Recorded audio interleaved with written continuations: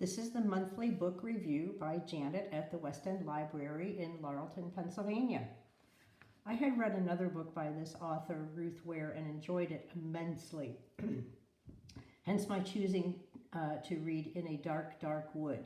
Now I will warn you, if you don't bite your fingernails, you may end up doing so while reading this. This book is a great character study, especially of the main character. The book starts out with Leonora, the main character, waking up in the hospital and not being able to remember what happened or why she was there. From there, the book goes back and forth between Leonora being in the hospital and a story as to how she ended up there. Having been invited to a hen party, which is basically a bridal friend get-together, Leonora immediately questions why she was invited. She had had no contact with the bride in 10 years. Another mutual friend of Leonora and the bride-to-be, Claire, was Nina, and she as well had been invited to the hen party. Nina and Leonora both decided to attend since the two of them would be going together and could bolster each other up. Prior to attending the party, Nina and Leonora found out that several other people who had been invited to attend had declined due to various reasons. As it turned out, the party was held in November in a house located out in the woods. Claire's maid of honor, Flo, was the person in charge of hosting the party, and the house that they were to be at belonged to her aunt, and it was referred to as the Glass House. The floor-to-ceiling windows throughout the house, minus window treatments, gave the house a very scary appearance, especially at night. Anyone could see into the house as if it was a fishbowl. There were two other people in attendance, a girl named Melanie and a gay friend of Claire's named Tom. So the six in attendance were not all known to the others, and to break the ice, Flo had them play a version of Truth or Dare to hopefully open people up. Melanie was the only one in attendance who was married, and she had a 6-month-old infant at home. So she was nervous right from the beginning, being away from her infant son. Games, drinking, food, and some illicit recreational drugs were part of the first night of everyone coming together. Once Claire arrived on scene, the mood in the group became quite a bit more frosty, especially after Leonora found out who Claire was going to marry. It turned out to be Leonora's boyfriend, James, from 10 years prior. Leonora had had no contact with him as well. Leonora and Claire had grown up together as best friends, but Leonora's mother always was skeptical about Claire's agenda.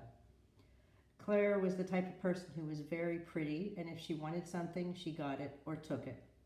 Hence her grabbing up James. Leonora, who liked to go for runs on Friday evening, went, and when she returned, she noticed footprints behind the house.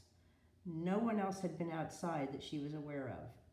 Melanie, throughout the evening, had been contacting her husband to see how the baby was and had to use the landline at the house. Where the Glass House was located, there was minimal cell phone coverage. Sometime Friday night or Saturday morning, the landline was no longer working.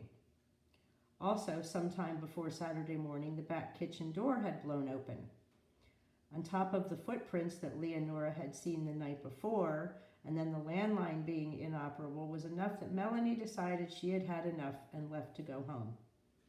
Flo became very upset if the others did not want to or questioned her choice of activities for the weekend. Saturday afternoon, Flo had made arrangements for them to all go to a target range to shoot skeet. Since none of them had done so before, they were all a bit nervous. Saturday evening, again after much drinking, Flo set out a Ouija board. One thing that came up on the board was the word murder, and at that point Leonora and Nina decided they had had enough. At some point during Saturday, Tom had taken down a shotgun that had been hanging above the fireplace and was joking around by pointing it at everyone. Having just been shooting that afternoon, this put them all on edge. According to Flo, her aunt had told her that the gun only had blanks in it.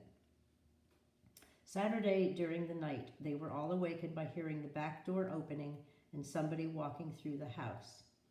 Flo had grabbed the shotgun to have in her hand as a scare tactic.